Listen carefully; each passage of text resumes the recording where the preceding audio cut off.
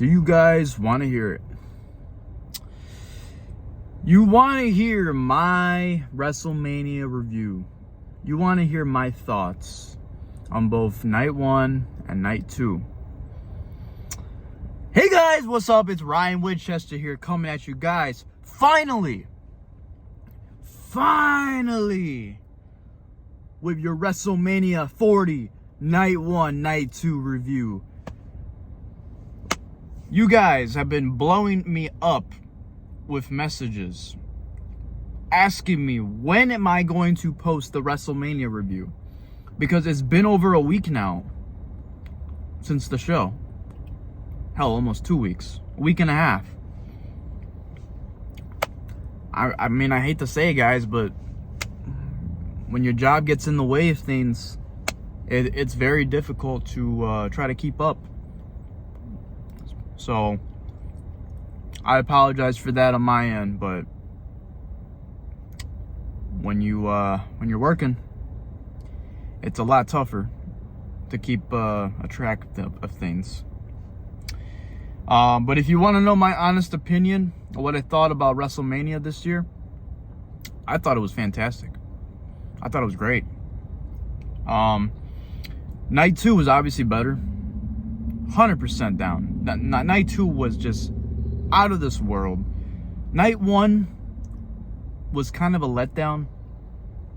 It wasn't bad, but it also wasn't great. It was good, but it was nothing compared to night 2. Night 1, I felt like had the more less important matches on the show, such as the women's tag match. The IC title match was the only thing that I was probably looking forward to, and the tag match in the main event. But the women's tag match was one of them. Jimmy and Jey Uso was another one. And a few others. Rhea and Becky was great. I love that they kicked off the show. Rhea got her own entrance with her band, Motionless in White, singing her to the ring. I thought that was great. The match itself was a fucking bar burner between her and Becky Lynch. I fucking loved it. And they did the right thing, making Rhea hold on to that women's title. She was not going to lose that title, especially to Becky Lynch. It wasn't going to happen. I love Becky, but Rhea is just unstoppable as women's champion, so she is not losing that title anytime soon. Until we got into Raw, and we'll talk about that too. I'm gonna try to fit everything together all in one video for you guys. I don't want to ramble on too long. I kind of want to just get to the points. So, the more important stuff though, the tag match. We had the main event with The Rock and Roman Reigns teaming up against Cody Rhodes and Seth frickin' Rollins, who Rollins, by the way, was defending the world title against McIntyre at night 2, and they opened the show, and all hell broke loose. I'll talk about that in a minute. But my honest opinion about the tag match, I enjoyed it. Some people were complaining because it kind of went on a little bit too long, and I get it. They wanted to give all 4 guys time with The Rock's first match in like over 10 years. You don't count the match that he had with Eric Rowan and for 6 seconds. That was nothing. So this was like The Rock's legitimate first match in years in a wrestling ring. So for the amount of time that they gave him, it was good, man. I enjoyed it. It was great. There was a lot of crazy stuff that happened though. I mean, all 4 of these guys were just fighting outside the arena. They had the Prime bottle hydration packs thing, the station of the Prime bottles all lined up. Rollins spit Prime into Rock's face. I thought that was funny as hell. And then The Rock returned the favor and spit water in Rollins' face. Cody and Roman were fighting on the ramp. Cody suplexed Roman Reigns on the ramp. They kind of did a split screen where Rock and Seth were on one end and Roman and Cody were on another end. And all 4 of these guys were just going at it, brawling around the arena. And there's a spot there's a time in this match where I was actually laughing because with The Rock being the final boss, he straight up told the referee, Chad Patton, he told senior official Chad Patton, if you start counting, you're fired. It's like, you know who the fuck I am. You know who the fuck The Rock is. You count, you're fired. So he basically made it clear that if the referee starts counting for the count out, he's getting his ass terminated. That's just not going to happen. The Rock did not allow that. So instead, this ended up being a traditional tag match to now being a no disqualification tag match, because it's exactly what happened. And since then, I mean, all hell broke loose. But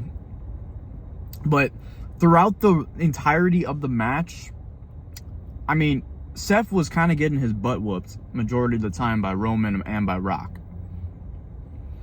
There was a time that he was going to go tag Cody, and Roman just pulled Cody's foot off the apron, literally right as Seth was about to make the hot tag. But it got better towards the end when they took off the announce table. Rock was going to rock bottom Cody. Cody countered it. Instead, Cody rock bottomed The Rock through the announce table. And right after that, Rollins got speared through the barricade immediately right after that by Roman Reigns. That was great.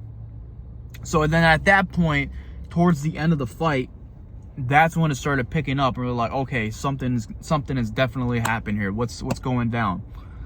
Now, obviously, we were not going to have any new member of the Bloodline show up.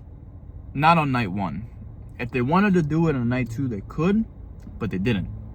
Instead, they saved it for SmackDown after Mania. Again, we'll talk about that. So, towards the end, oh, can I also mention too, there was a great counter that Cody did where The Rock went for the people's elbow and Cody immediately got up and countered into the Cody cutter. I thought that was great timing right there. Rock sold the fuck out of that too. And then also there was a spot where Rock actually hit Seth in the balls. He straight up low blowed this man, and the referee went over to Cody and told him there's nothing I could do about it. But I thought that shit was funny because the second Rock hit The Rock hit Seth in the balls, he tripped and he fell on his ass in the corner. I thought that was hilarious. So yeah.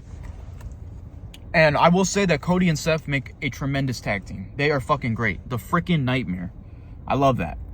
Rollins, you know how Rollins is, coming out wearing the most ridiculous, loud entrance gear.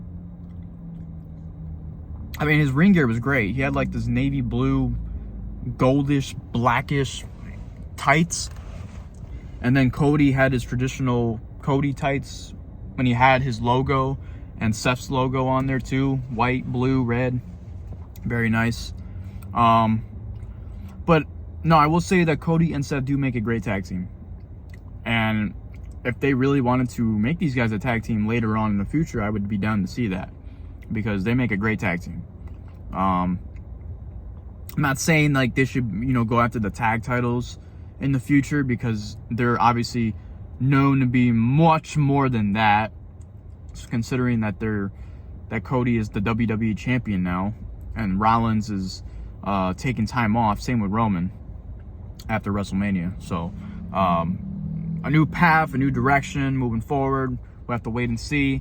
But yeah, I mean, the match ended up ending with The Rock delivering the rock bottom and the people's elbow, and The Rock pinned Cody Rhodes at night 1 in the main event of WrestleMania. Every other match, like I said, didn't really make any sense to me as far as like why, are we really going to talk about this? Because every other match on the show, I mean, they had the tag team title match too, and then yeah, it's just, I don't know, it's just like night 1 just kind of just felt like it was all over the place in my opinion. But when we got to the main event and Before that, when we got to Sami Zayn and Gunther for the Intercontinental title, where Sami Zayn got his ass whipped majority of the match, and then he dropped Gunther on his head with the brainbuster on the top turnbuckle. Holy shit. That was crazy. And then Sami Zayn hits the Helluva Kick, wins the Intercontinental Championship, ending the longest reigning title reign in the Intercontinental title history for Gunther at 666 days. Sami Zayn is the new Intercontinental Champion. Great. I had a feeling that Gunther was going to retain, but they ended up giving it to Sami Zayn. So, I'm not mad. Sami's going to be a great champion. Where does that leave out Chad Gable? We'll see. We shall see. Matter of fact, we do already know. Attention to detail.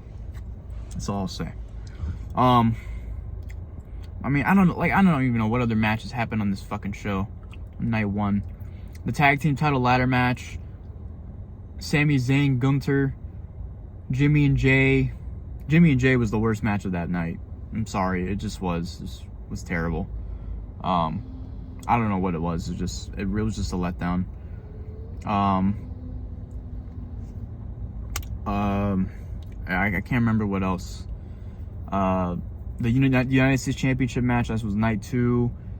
Then they had LA Knight, AJ Styles. They had the tag team match with the LWO was Rey Mysterio. It was supposed to be Rey Mysterio and Dragon Lee against Santos Escobar and Dominic Mysterio, and ended up being Andrade that took that spot. Dragon Lee was injured. We still think it was Carlito, but they're still, for some reason, they're not turning Carlito yet, which I don't understand why.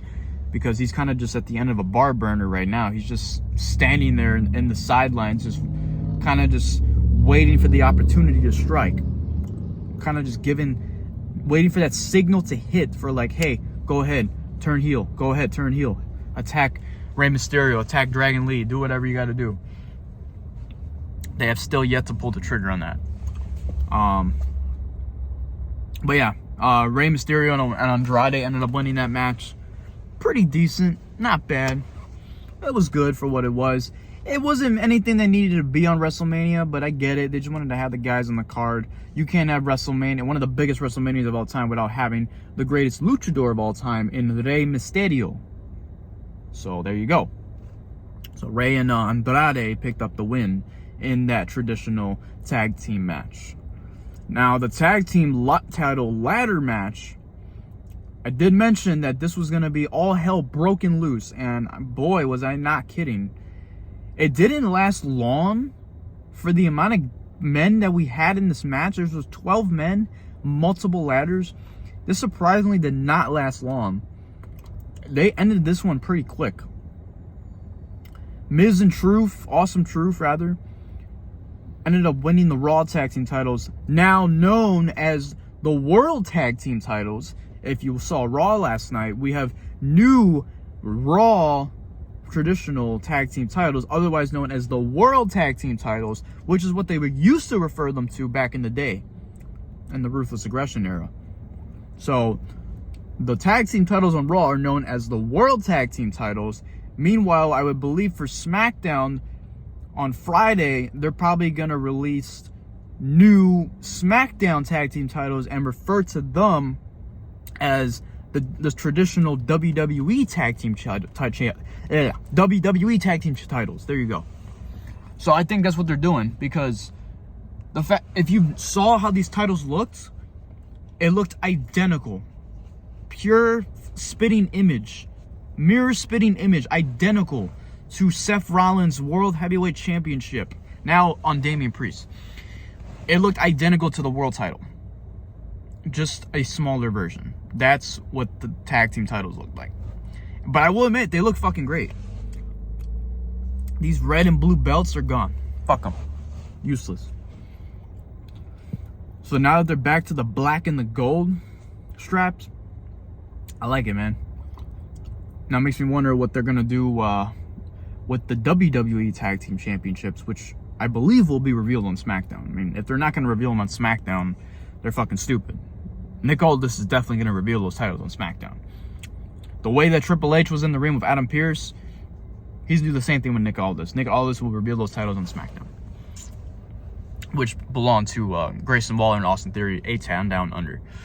They ended up winning those titles, so good on them. Good on them for my boy Theory, my boy Austin Theory. There you go. But like I said, if there's not much more that I want to talk about night one, it's because, like I said, night one it didn't feel that important. Now, night two, though, night two is where everything happened. Getting back into the tag match, The Rock pinned Cody Rhodes, and The Rock made the stipulation a couple weeks before the title match, or the tag team match. He said if Rock and Roman beat Cody and Seth, night two's main event with Roman Reigns defending the Universal title against Cody Rhodes will now be known as a Bloodline Rules match.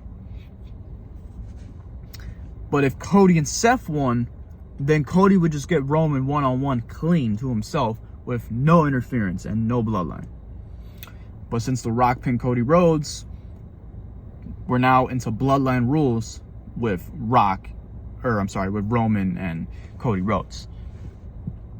So before we talk about that, LA Knight, AJ Styles, I'm not going to do this in any specific order. LA Knight, AJ Styles, that was a great match. That feel like it did not need to be on a WrestleMania card, but they ended up having a really good match. They gave AJ new theme music. AJ apparently was saying that with the character that he has right now, being heelish, he's not a full-on heel right now, but he's more of a tweener. Going to the old TNA gimmick, the Evil Ways thing. He said it himself that he needed new theme music because the music that he had before when he first came into WWE in 2016, he said it did not fit his current character. So they gave AJ new theme music, and I'm not gonna lie, it sounds like a watered down version of Solo Sikoa's theme song. And I think Solo Sikoa has a great theme song, but AJ's song sounds similar to Solo Sikoa's. And the only thing I don't get is a friend of mine brought this up too, and it makes perfect sense. If you guys have been paying attention to when Def Rebel releases new WWE entrance theme songs on Spotify, on iTunes, Apple Music, whatever, you'll notice every time the song starts for that certain superstar, there's always a catchphrase or there's always a name being said. So, what is that?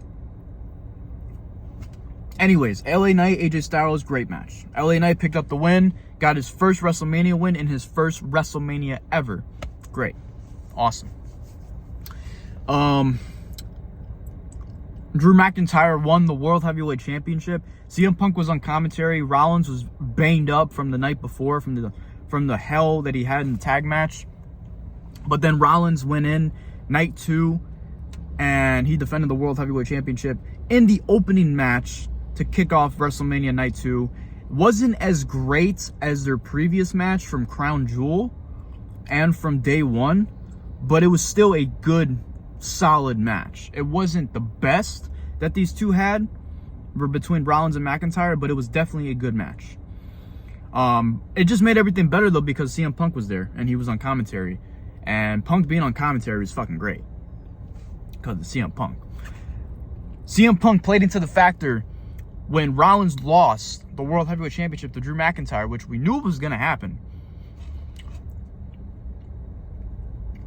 As Drew was celebrating, rubbing the title into Punk's face, Punk grabs him by the leg, sweeps him. McIntyre falls. All of a sudden, you hear the Judgment Day's theme song playing. Here comes Damian Priest, Senor Money in the Bank, runs to the ring, nails McIntyre in the head. And what does he do? He cashes in Money in the Bank. We're all fucking going crazy. Holy shit, what the fuck is actually happening? He's cashing in, he's cashing in, he's cashing in. Who was the other person that cashed in at WrestleMania besides Damian Priest? Seth frickin' Rollins. Damian Priest learned a thing or two from Seth. Only difference is Seth did it in the main event of the show, while Priest did it in the beginning of the show. Talk about a way to kick off the show with a fucking move like that from Damian Priest. Holy shit.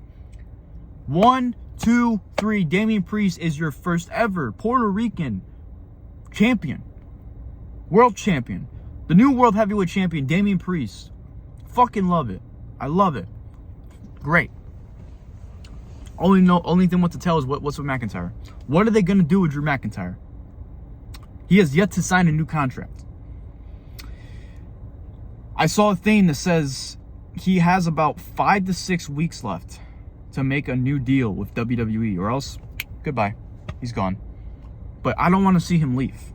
McIntyre, the way with his character is right now, he needs to stay. He needs to stay. If he doesn't stay, Tony Khan will take him away. But I don't want to see that happening. Matter of fact, nobody wants to see that happening, because with the story that we have here with Punk and McIntyre, with Punk still being on the sidelines, but yet he still somewhat shows up just to be involved with McIntyre. They're pretty much, they're not even saying anything to you, but they're literally putting everything right in front of you. Predicting, they're making this bold prediction that McIntyre and CM Punk will be feuding later this summer. And they will have their encounter, they will have their match at SummerSlam. Will it be over the World Heavyweight Championship if McIntyre is champion by then? Probably. And by that time, if McIntyre is the World Heavyweight Champion, it would only make sense for Punk to take the world title at SummerSlam. We'll have to wait and see, man. But great stuff here. We also had Bayley. She defeated Io Sky, won the women's championship. Great on her. I love the entrance they gave Bayley. Great. Knew that was happening. We also had Logan Paul defending against Kevin Owens and Randy Orton's traditional triple threat match for the United States Championship. This was actually a great match. I fucking love this match. But nobody is going to be talking about the match. They're all going to be talking about what happened towards the end of the match, where, just like how last year, where Logan Paul came out, he had KSI dressed up in the Prime Bottle costume. Did the same thing this year, except only this time it was not KSI. It was known as Speed. I Show Speed on YouTube. Speed was involved, and he got his ass whooped. He got his ass handed to him by the Viper, Randy Orton. And one of the funniest fucking segments I've ever seen in wrestling history. That was fucking pure comedy. That was great. He's barking at Randy Orton. Arr, arr, arr, arr. Randy's he's not having it. Kicks him in the stomach. Speed falls to the ground. And his face disappears from the Prime Bottle suit. Randy gets up. And he goes over and he rips the fucking costume off of Speed. Then he takes off the commentator's table. Throws Speed on there. Picks him up. And he barks right back at him. And RKOs him through the table. Fucking great. Well, it wasn't through the table, but it was on the top of the table. Point being is, Speed got his ass whooped. And I thought that shit was so fucking funny. That was great. But Logan Paul ended up retaining the United States Championship, which I did predict. It was either Logan was going to retain or Randy was going to win the U.S. Championship. Logan ended up retaining. Great. What is the direction for Logan Paul now? Is he going to be champion until SummerSlam? Because I know they're having a Saudi show pretty soon. I think in like May next month or in June. But I believe that from this point forward, the direction is that LA Knight is going to be feuding with Logan Paul into the summer. And LA Knight will win the United States Championship at SummerSlam. That's my bold prediction. Because that was the original plan for WrestleMania, but it ended up being LA Knight feuding with AJ Styles because Styles cost LA Knight a chance at the world title at the Elimination Chamber, flying across the globe to cost LA Knight. So them two feuded. Meanwhile, Randy wanted a revenge for Logan costing him a title opportunity at the Elimination Chamber. Kevin Owens was in that mix too, because Kevin Owens, he had a match with Logan Paul over the U.S. Championship, so he wanted a rematch. So then you got those three involved, and then you got LA Knight and AJ Styles in this corner. So they all went at it, had their separate encounters. We had the triple threat match, and then we had the traditional one-on-one match. So it's great stuff. Great stuff there. Before we talk about the main event, everything else, I mean, shit, man. It was fucking great. I can't say it enough. WrestleMania Night 2 was tremendous, but the entirety of the show was fucking great. Moving on, main event time. If I happen to miss anything other than the matches that I talked about, I'm sorry. But the real thing we gotta talk about here is the main event. Roman Reigns, Cody Rhodes, Night 2, rematch from last year's WrestleMania. Except this time, Bloodline rules. There are no rules. Anybody can get involved. Anybody can. So what ended up happening? They went at it for a good 15 minutes, I believe. Just have a traditional one-on-one match. And it was until that point, towards the end of the match, all of a sudden, Jimmy Uso gets involved. Uso kicks Cody, super kicks him. Roman tries to take advantage of it. All of a sudden, you hear Jey Uso's theme song playing. Uso goes after his brother, takes him out, super kicks him, spears him off the entrance ramp, which was crazy, and they both go through two tables. Or one table, rather. But they go off the entrance ramp and land on the tables. Crazy. From that point on, Solo Sikoa got involved. Just like last year. Solo spikes Cody. Except this time, when Roman went for the pin, Cody kicked out. But now you have Cody involved with Solo and Roman. Roman and Solo hit their Samoan spike spear combo. Cody's still kicked out. At that point, Solo was still in there. Cody's down. Roman's still trying to recuperate. All of a sudden, John Cena's music hits. John Cena having history with Solo Sikoa recently. We haven't seen John Cena since Crown Jewel, where Solo Sikoa took him out, where they had their match. Solo took him out with multiple Samoan spikes. Cena comes back because he mentioned before WrestleMania that he was free for WrestleMania. His schedule was open for WrestleMania. Cena comes out to a thunderous reaction. Cena comes out, lays out Solo Sikoa, clotheslines him out of the ring. From that point on, AA Solo through the announce table. All of a sudden, you hear The Rock's music plays. Now The Rock comes out. What the fuck is going on? Literally everybody's coming out. Talk about Bloodline rules. There ain't no fucking rules. The Rock comes out, pissed off as fuck.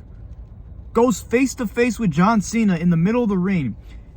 Instant fucking flashbacks. WrestleMania 28. WrestleMania 29. Holy shit. It brings me back.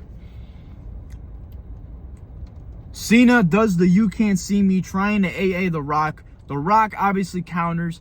Rock bottoms John Cena. Cena gets taken out. The Rock grabs Mama Rhodes' belt. He grabs the belt that he beat up Cody Rhodes with in Chicago on Raw. All of a sudden, it looks like he's about to whack Cody. The next thing you hear, we thought we were going to hear glass break, glass shatter. Nobody expected, nobody expected the Undertaker's gun to go off. We were like, what? Ain't no fucking way, bro. Ain't no fucking way. And then out of fucking nowhere, the lights turn back on, and you see the reaction. You hear the reaction from the crowd We're all watching it ourselves on the TV. What the fuck? Holy shit! Holy shit! Undertaker! It's Undertaker! It's Undertaker! What does Undertaker do? The camera zooms into Taker's face. He's giving The Rock the death stare. And The Rock turns around and it looks like he's seen a ghost. The Rock was petrified. He was frozen. He didn't know what to do. He tried to hit Undertaker with the belt. Bam! Undertaker counters. Choke slams The Rock. The lights go back out. And both guys are gone. Now you're left with Cody. Now you're left with Roman. What the fuck is going to happen now? Oh, before that too, I also want to bring up Seth Rollins actually came out. He came back out because you knew he would. If Rollins mentioned that he was going to be Cody's shield, hint, hint, there is no fucking way that Rollins was not going to be involved in this match to help Cody finish the story. So before even Taker came out, I want to backtrack. Because we heard Rollins' theme song. Well, not Rollins' theme song, but we heard the Shield's music play. And in that instant mindset, everyone, I mean every fucking person was looking around in the arena. We were all wondering, there's no fucking way. There is no way that Dean Ambrose, who is signed with All Elite Wrestling, is going to be coming out to help Cody Rhodes. No fucking way. We all had that instinct. You cannot tell me otherwise that you thought that it was just going to be Rollins. You knew for a sudden feeling. You had that sudden feeling in the back of your mind. You're like, wait a minute. Is that Ambrose? Is that Moxley? What the hell is going on? But no, it was Rollins. And you know why Rollins did what he did? Just like I mentioned. The main saga, the main key point that you want to bring up here. Rollins is Cody's shield in this entire fucking story. Rollins couldn't even get up to his feet. The man was already banged up. Rollins was banged up. From the freaking world title match with McIntyre at the beginning of the show. From the tag match. Rollins was just banged up. He tries to get up. Tries to hit Roman with the chair. Roman immediately sees what's going on. And Rollins gets taken out with the Superman punch. Rollins couldn't even stand up. Now, after Undertaker disappeared with The Rock, we're left with Cody, we're left with Roman. What happened at the end of this thing? Roman went for one final spear. What does Cody do? Cody knees him in the face. Decked him in the face. 1 crossroads. 2 crossroads. Followed by 3 crossroads. 3 crossroads. 1, 2, 3! And Cody Rhodes has finally finished the story. Cody Rhodes is now the undisputed WWE champion. You love to fucking see it. And now I know what you guys are thinking right now. Why are you, what's with the Roman gear? Why are you wearing this? You know why? Because at the end of the day, Roman Reigns is considered the greatest of all time. He is, without a doubt. Just because I wanted Cody to beat Roman did not mean that I hate Roman. I just wanted to see a new champion. I said this before with WrestleMania last year. I said this before. I never hated Roman Reigns. I love Roman Reigns. Matter of fact, I love all 3 guys in the Shield. Rollins, Reigns, Ambrose. I love them all. But you knew for a fact that this was got to end. This has to end. Roman taking time off. Seth taking time off. Cody will take over. And when Rollins is clear, when Rollins is ready to come back, he will do his thing. And he'll be Seth freaking Rollins again. When Roman comes back, he will be involved with the whole Bloodline saga. And we'll have to see what happens with there. Tama Tonga's now in WWE. They kicked Jimmy Uso out of the Bloodline. Jey Uso is going to reunite with Jimmy. Roman's going to come back as a babyface. So we're going to have this whole Bloodline Civil War. Jacob Fatu, who has signed with WWE, has yet to make an appearance. We're wondering when he's coming in. We have Backlash in France in the beginning of May, in a couple weeks. What's going to happen from that point on? We'll have to wait and see. Cody Rhodes finally finished the story. Acknowledge Roman Reigns for being the tribal chief. 1,316 days. Greatness. Cody Rhodes, my guy, is the new champion. You love to see it. I'm going to be getting out of here, guys. Let me know what your thoughts were about WrestleMania. This is your official WrestleMania review. And we have the WWE draft coming up at the end of this month. And CM Punk announced that he's going to be there both nights. Both on Raw and both on SmackDown. So we'll have to wait and see what happens. A lot of things are changing here, and I'm excited, man. And I hope you guys are excited too. I've been Ryan Winchester. Thank you guys so much for watching and for tuning in and for being patient for the WrestleMania review. And I will see you guys in the next video. Take care, y'all.